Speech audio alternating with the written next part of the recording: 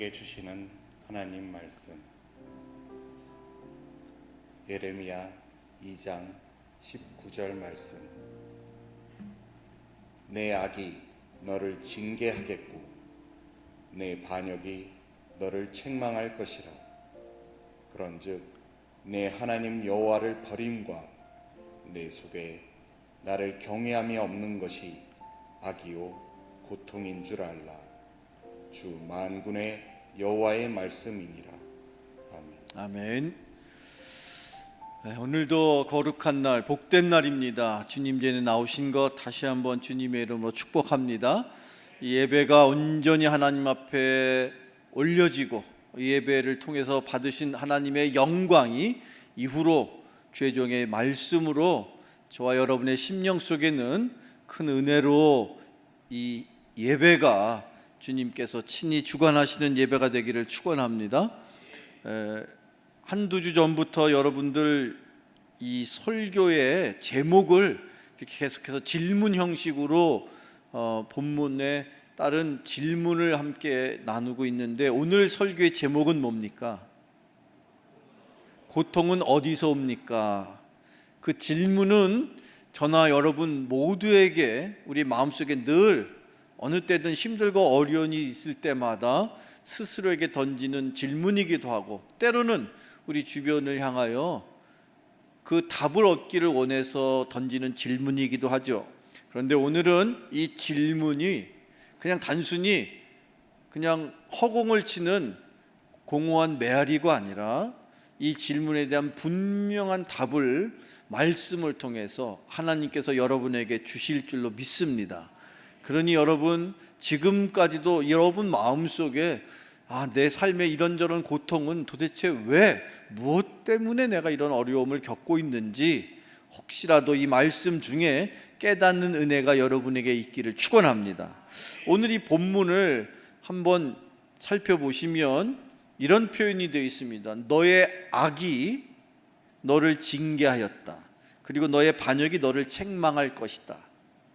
자, 여러분을 징계하시고 책망하시는 그 하나님이 이런 말씀을 주실까요? 아니죠.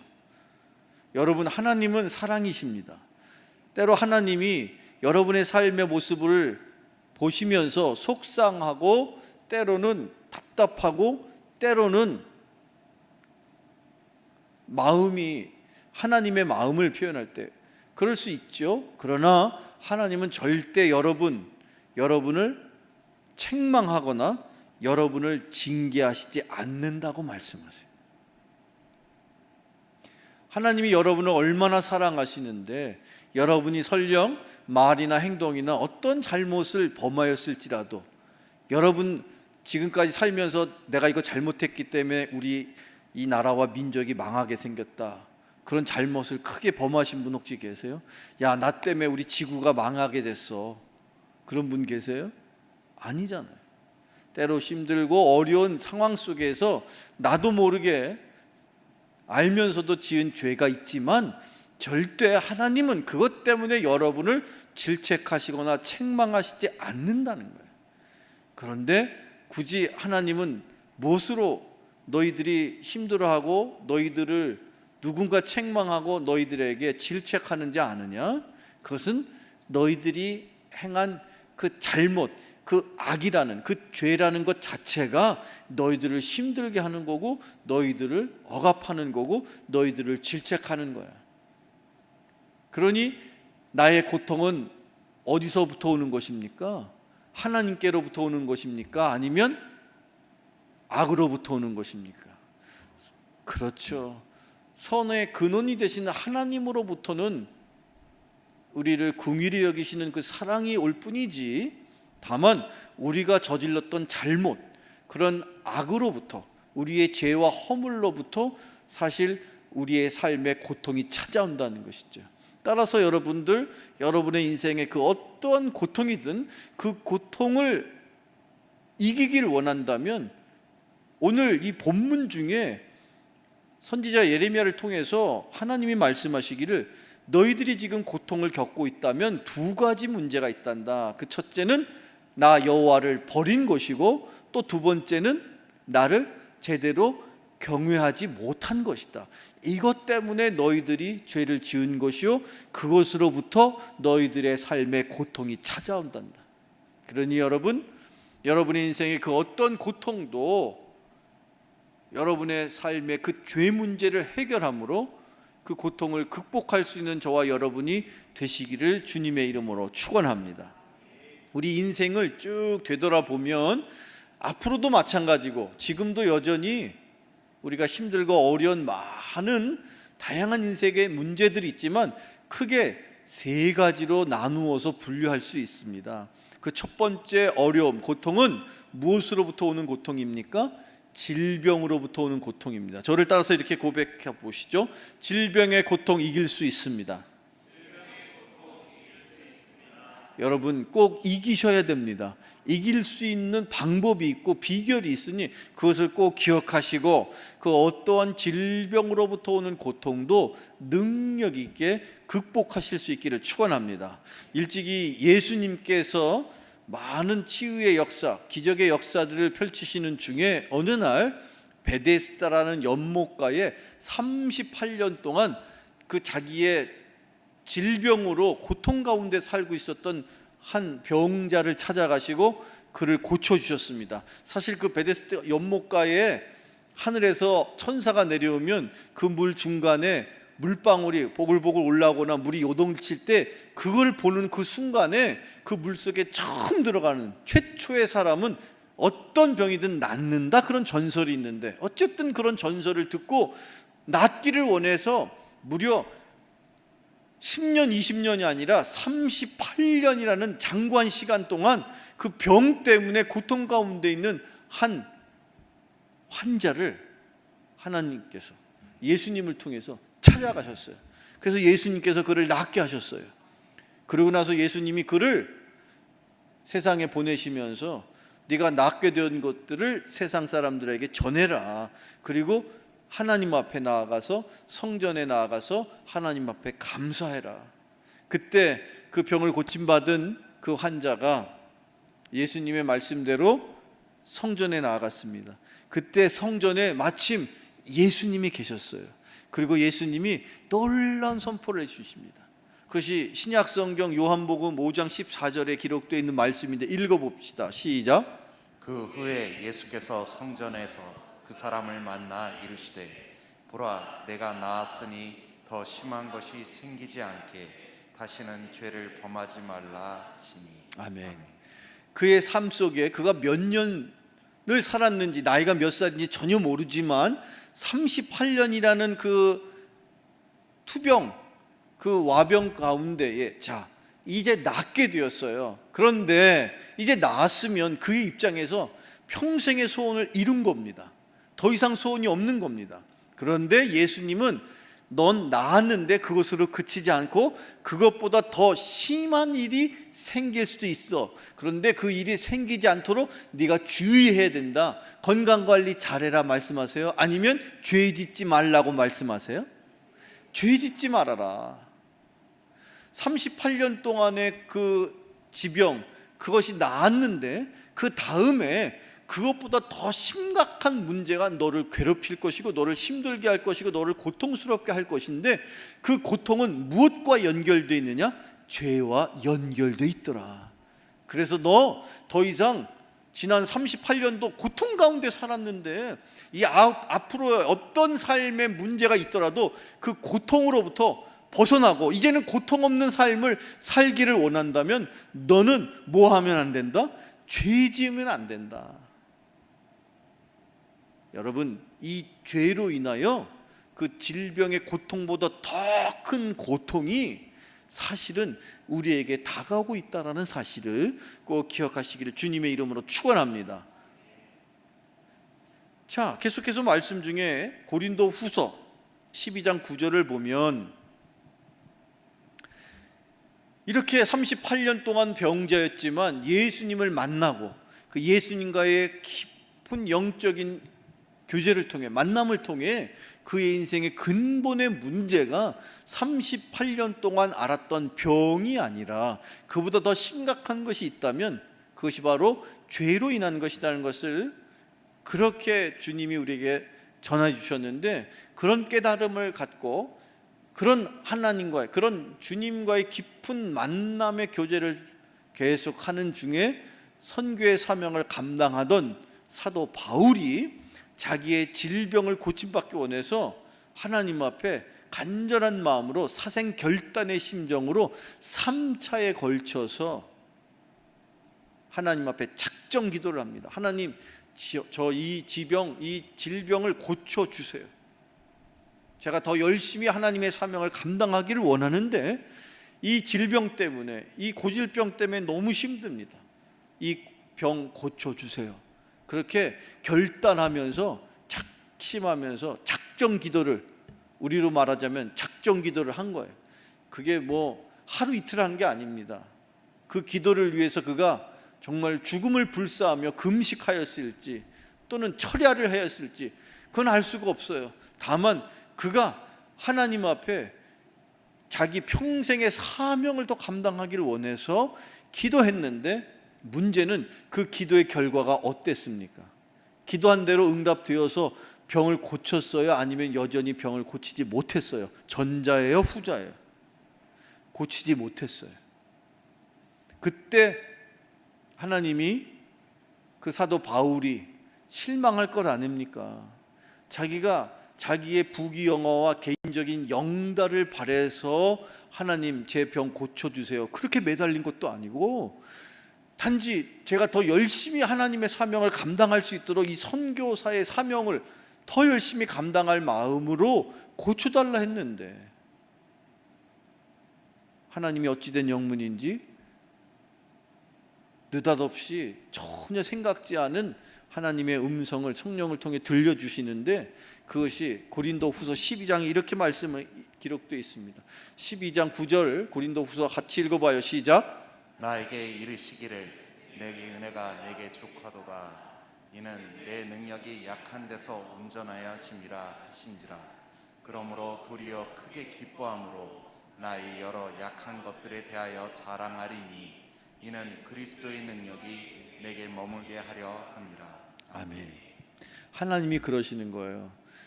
너의 질병을 고치지 않은 이유는 나의 능력이 그 가운데 임하기 때문이다. 그리고 하나님이 말씀하시기를 너에게 은혜가 족한데, 다만 내가 너의 질병을 여전히 너의 삶 속에 힘들고 어려운 과정 속에 둔 것은 그것을 위하여 너가 교만하고 자만하지 않도록 하기 위함이단다.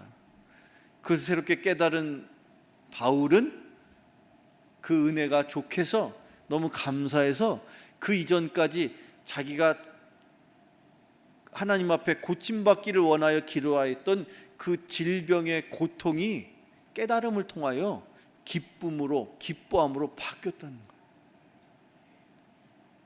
질병이 없어져서 고통이 사라진 게 아니에요. 질병은 여전히 있는데 그 이전에는 그 질병으로부터 고통을 느끼고 있었는데, 하나님의 은혜로 그 질병이 왜 내 삶 속에 임하여 있는지를 깨달은 이후에 그 이전까지의 고통이 도리어 바뀌어서 기쁨이 되었다는 거예요. 이것 때문에 하나님이 나에게 하나님 능력을 더하여 주신다는 사실을 깨닫고, 그는 평생 더 이상 그 질병 때문에 하나님 앞에 이 고통을 극복해달라고 매달리지도 않았고, 오히려 그것을 능가하는 하나님의 은혜로 주신 사명을 감당한 줄로 믿으시기를 축원합니다. 그래서 우리는 그 놀라운 복음의 능력으로 설령 병을 고침받아도, 또 반대로 고치지 못하였어도 그 질병으로부터 오는 고통을 이기는 자가 되는 줄로 믿으시기를 축원합니다. 자, 두 번째, 또 어떤 우리의 삶의 고통이 큰 고통일까요? 두 번째 고통, 저를 따라서 이렇게 고백해 볼까요? 아니, 자기 스스로에게 이렇게 선포해 봅시다. 가난의 고통 이길 수 있습니다. 여러분, 이길 수 있습니다. 우리가 능력이 있어서가 아니라 늘 우리와 함께 하시고 우리를 통치하시고 우리의 삶을 다스리시는 주님의 약속의 말씀을 통해서 깨닫는 진리입니다. 일찍이 모세를 통해서 하나님께서 이스라엘 백성들에게 그 약속의 가나안 땅에 들어가기 전에 다시 한번 거듭 하나님의 명령을 주시는 말씀, 그래서 거듭신, 명할 명, 신명기라고 우리가 흔히 접하는 그 말씀 가운데 이런 말씀이 기록되어 있어요. 신명기 15장에 있는 말씀인데요. 자, 화면을 통해서 읽어보세요. 시작. 내가 만일 내 하나님 여호와의 말씀만 듣고 내가 오늘 내게 내리는 그 명령을 다 지켜 행하면 내 하나님 여호와께서 내게 기업으로 주신 땅에서 내가 반드시 복을 받으리니 너희 중에 가난한 자가 없으리라. 아멘. 아멘. 하나님께서 그렇게 말씀하시는 거예요. 내가 너희들에게 명한 그 명령대로 지켜 행한다면 너희들 가운데 저 약속의 땅을 이제 요단강을 바로 건너자마자 그 약속의 땅을 살아갈 이스라엘 백성들에게 하는 말씀이에요. 내가 너희들에게 명하는 그 명을 제대로 잘 순종하여 지킨다면 너희들 가운데 내가 복을 내려서 가난한 자가 있다 없다, 가난한 자가 없게 하신답니다. 사랑하는 성도 여러분, 우리의 삶에 이 물질에 대한 그 많은 여러 가지 고민스러움, 여러분이 노력하고 애쓰고 힘써서 아끼고 절약해서 뭐 적금도 들고 또는 뭐 이것저것 여러 가지 애쓰고 힘쓰는 일이 무가치하다는 게 아니에요. 그러나 거기에 근본적으로 하나님의 복이 여러분의 삶 속에 임하기만 한다면 여러분은 하나님이 내시는 복으로 여러분의 삶의 그 물질의 문제, 재정의 문제, 경제의 문제, 가난한 문제를 해결할 수 있음을 믿으시기를 축원합니다. 복음이, 하나님의 놀라운 축복이 여러분의 인생에 임하기만 한다면 여러분이 지금 전전긍긍해하면서 나는 뭘 먹고 살지? 나는 내 삶을 어떻게 살아가지? 하는 그런 경제적인, 재정적인 문제가 하나님의 은혜로 해결될 것을 꼭 기억하시기를 축원합니다. 그래서 하나님의 명령을 지킨 대로 사는 사람의 인생을 하나님이 책임지시는 거예요. 그래서 그 인생을 하나님이 부끄럽지 않도록 세상 많은 사람 앞에 존귀 여김을 받을 수 있도록 그의 인생을 책임지시는 거예요. 누가? 하나님께서. 어떤 이에게? 하나님의 명대로 살아가려는 사람들에게. 꼭 기억하는 여러분 되기를 축원합니다. 이 말씀이 신약 시대에도 여전히 성령 충만한 이들에게 동일하게 그 말씀이 성취되는 것을 우리가 살펴보게 됩니다. 사도행전을 통해서 사도들과 더불어 신앙생활을 처음 하고 있는 초대 교인들의 모습이 사도행전에 기록되어 있죠. 그 사도행전 기록을 살피면 그 가운데 우리가 대단히 특별한 모습들을 주목하게 되는데, 자, 사도행전의 말씀을 한번 보겠습니다. 사도행전 4장 33절 35절 화면을 통해서 만날 말씀 읽어봅시다. 시작. 사도들이 큰 권능으로 주 예수의 부활을 증언하니 무리가 큰 은혜를 받아 그 중에 가난한 사람이 없으니. 자, 여러분, 사도들이 그 이전에 예수님 당시에는 정말 오합지졸 같은 사도들이었어요.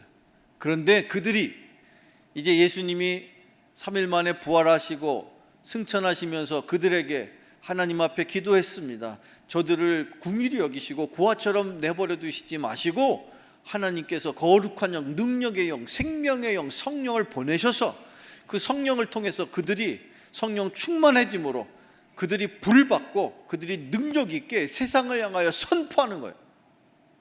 그 이전에는 두렵고 떨려서 도망다니던 인생이 이제는 세상을 향하여 당당하게 주님이 부활하셨습니다. 주님이 우리의 인생의 구원자 되십니다. 주님이 인류를 구원하셨습니다. 주님이 우리에게 영원한 생명을 주셨습니다. 그렇게 능력 있게 선포할 때 그 말씀을 들은 모든 무리들이 한결같이 은혜를 받았다는 거예요. 그리고 은혜 받은 그들 가운데 가난한 사람이 있었다 없었다. 다시 본문 말씀 봅시다. 여러분 기억하세요? 저기 보세요. 사도들이 큰 권능으로 주 예수의 부활을 증언하였습니다. 말씀을 전한 거예요. 선포한 거예요. 도를 전한 거예요. 복음을 전한 거예요. 선교한 거예요. 전도한 거예요. 그랬을 때 그들이 은혜를 받았어도 그 은혜를 받은 사람들의 삶의 변화를 한마디로 그들 가운데 가난한 자가 있었어요 없었어요? 없었다고. 복음은 놀라운 삶의 변화를 일으킵니다. 복음의 능력은 가난을 물리칩니다. 그래서 복음으로 사로잡힌 사람의 삶을 하나님께서 축복하시면, 은혜를 주시면, 그래서 복음을 통해서 그의 인생과 그의 가정과 심지어 그 한 민족이 놀라운 풍요를 누릴 수 있는 거예요. 그 일이 가능한 것은 복음을 능력 있게 선포했기 때문입니다. 그 복음의 능력으로 여러분의 인생이 살아갈 때에 그 복음의 능력이 우리의 삶의 경제 문제를 해결할 수 있음을 꼭 기억하는 여러분 되기를 축원합니다. 그래서 가난의 고통을 이길 수가 있는 거예요. 꼭 기억하시기를 바랍니다. 끝으로 세 번째, 우리가 또한 겪고 있고 또 극복하기를 원하는 고통이 있다면 그것은 바로 사람과의 관계에서 오는 고통이에요. 그런데 그 고통도 또한 우리는 이기는 자가 될 것입니다. 그 관계, 어떤 관계, 여러분이 불편해하고 힘들어하고 어려워하고 심지어 그와 싸워서 그 어떤 사람과 원수와 같은 관계에 있을지라도 여러분이 먼저 하나님과의 온전한 관계를 통해서 여러분이 힘들어하고 어려워하고 불편해하고 심지어 원수로 지내고 있는 그 관계를 하나님께서 하나님의 능력과 하나님의 방법과 하나님의 섭리대로 해결해 주셔서 화목하게 될 것을 믿으시기를 축원합니다. 그래서 관계의 고통을 우리가 이길 수가 있는 거예요. 내가 노력해서가 아니라 하나님께서 해주셨기 때문에 그 관계를 회복시켜 주시면 우리는 얼마든지 어떤 사람과의 관계로부터 오는 고통도 이길 수가 있음을 믿으시기를 축원합니다. 말씀을 읽어봅시다. 잠언 16장 7절 화면을 통해서 읽어봅니다. 시작. 사람의 행위가 여호와를 기쁘시게 하면 그 사람의 원수라도 그와 더불어 화목하게 하시느니라. 아멘. 여러분, 하나님께서 당신을 기쁘시게 하는 그 누군가를 바라보실 때, 아하, 저 김 집사가 나를 기쁘게 해주었구나. 그때 하나님이, 그 기쁨을 받으신 하나님께서 어떠한 말씀, 어떠한 마음으로 그의 삶을 축복하시는지 여러분 성경을 통해서 확인해 보세요. 하나님께서 무슨 일을 통해서든 나를 기쁘게 하는 자에게 하나님이 약속하십니다. 너의 원수라도 설령 어떤 누구라도 내가 앞장서서 그 원수의 관계를 내가 화목하게 만들어 줄 수 있어요. 하나님은 전능하신 분입니다. 하나님은 여러분의 삶 속에 모든 세밀한 계획을 다 갖고 계십니다. 다만 여러분, 하나님을 기쁘시게 하는 인생 되시기를 축원합니다. 근데 목사님, 문제가 있어요. 뭐요? 아니 도대체 제가 저같이 이렇게 부족한 사람이 뭘 갖고 하나님을 기쁘시게 한단 말입니까? 여러분, 하나님을 무엇으로 어떻게 기쁘게 하시기를 원하십니까? 오늘의 마지막 말씀입니다. 히브리서 11장 6절 함께 같이 나눠볼 텐데, 이 말씀 여러분 꼭 기억하셔야 됩니다. 하나님은 이 세상에 속한 무엇으로도 하나님을 기쁘시게 할 수 없습니다. 우리가 갖고 있는 명예, 우리가 갖고 있는 물질, 우리가 갖고 있는 지식, 미모, 그 모든 권력, 세상에 속한 모든 것 가운데엔 결코 하나님을 기쁘시게 할 만한 것이 단 하나도 없다는 것이죠. 그러나 다만 하나님이 보실 때 저와 여러분의 삶 속에 비록 가진 것이 없고 배운 것이 없고 비록 내가 누리고 있는 높은 지위와 명예가 없어도 하나님이 보기를 원하시는 딱 한 가지, 그것을 볼 때 하나님이 우리에게 놀라운 약속을 주십니다. 오늘의 마지막 말씀 같이 읽어보시죠. 시작. 믿음이 없이는 하나님을 기쁘시게 하지 못하나니. 여러분, 하나님을 기쁘시게 하기를 원하신다면 하나님이 여러분의 삶 속에 보기를 원하시는 딱 한 가지가 있으니 그것을 깨달으십시오. 오늘 이 말씀, 오늘의 마지막 말씀 히브리서 11장 6절에는 하나님께서는 이렇게 말씀하셔요. 믿음이 있으면 내가 너를 기뻐할 것이다. 보세요. 믿음이 없이는 하나님을 기쁘시게 하지 못한다 했으니 반대로 말하면 믿음이 있으면 하나님을 어떻게 해요? 기쁘시게 한다. 여러분의 자녀가 여러분을 기쁘게 할 수 있어요. 뭘 통해서 여러분을 기쁘게 할 수 있을까요? 여러분의 어린 자녀가 할 수 있는 게 있습니까? 여러분 지금 여러분의 가정에 예를 듭시다. 한 5살짜리 어린 꼬마애가 있어요. 그 아들이든 딸이든 어린 자녀가 있는데 그 자녀가 과연 무엇을 통해서 그 엄마 아빠를 기쁘게 할 수 있을까요? 그 자녀가 할 수 있는 일이, 여러분 생각해 보세요. 5살짜리 어린 아이가 할 수 있는 일이 얼마나 대단한 일이 있겠느냐. 하나님 앞에 저와 여러분은 아마도 5살짜리와 같은 그런 모습일 거예요. 아니면 아주 갓난아기 같은 어린, 그냥 젖먹이 어린 아이의 모습으로 비춰질 수도 있어요. 그런데 놀라운 것은 그 어린 자녀라도 그 엄마 혹은 아빠, 그 엄마를 부르고 아빠를 부를 때, 그때 부모는 그 자녀를 보면서 나를 아빠로 인정해주고 엄마로 나를 인정해 주어서 나를 향하여 아빠, 엄마, 때로 엄마, 아빠 나 지금 배고파요, 엄마, 아빠 나 지금 심심해요, 엄마, 아빠 나 지금 이런저런 여러 가지 그의 삶을, 그의 불평할 그 부모에게 쏟아 넣을지라도 부모는 그것조차 기쁨이 되는 것입니다. 우리가 단순히 우리의 믿음이 커서가 아닙니다. 비록 우리의 믿음은 예수님이 말씀하시기를 너의 비록 겨자씨 알같이 작은 믿음일지라도 그 믿음이 살아있는 믿음이라면 그 믿음으로 하나님은 놀라운 기적을 만드신다. 그런 작은 믿음일지라도 그 믿음을 간직하시고 믿음으로 하나님을 기쁘시게 한다면 여러분 어떠한 원수지간을 진 그 형제 자매하고도 하나님은 화목해 하시고 또 여러분의 인생에 어떠한 질병으로부터의 고통, 또 가난으로부터의 고통, 그 모든 인생의 고통을 다 극복할 수 있는 힘을, 은혜를 더하여 주실 것을 믿으시기를 주님의 이름으로 축원합니다. 기도하겠습니다.